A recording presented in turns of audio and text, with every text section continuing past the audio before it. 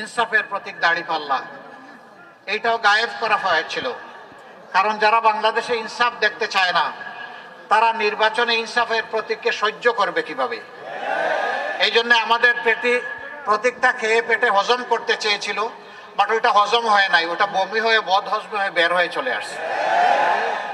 10 দলের মার্কা এক এক জায়গায় এক একটা হবে, কারণ আমরা কোনো দলকে আমাদের পেটে হজম করার পক্ষে নই। আমরা সবগুলা দলের প্রতি আমরা সম্মান দেখানোর পক্ষে। যেদিন থেকে আমরা এই ঐক্যের আলোচনা শুরু করেছি, সেদিন থেকে আমরা বলেছি দলগুলা যার যার মার্কা নিয়ে নির্বাচন করবে ইনশাআল্লাহ। কিন্তু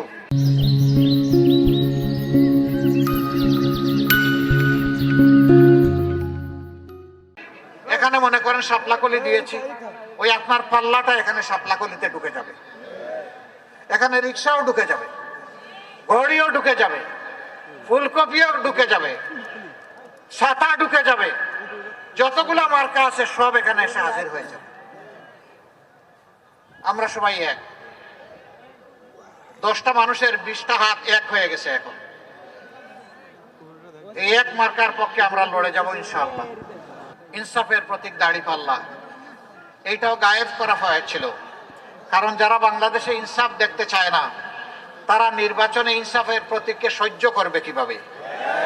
এই জন্য আমাদের প্রতীকটা খেয়ে পেটে হজম করতে চেয়েছিল, বাট ওইটা হজম হয় নাই, ওটা বমি হয়ে বদ হজম হয়ে বের হয়ে চলে আসছে।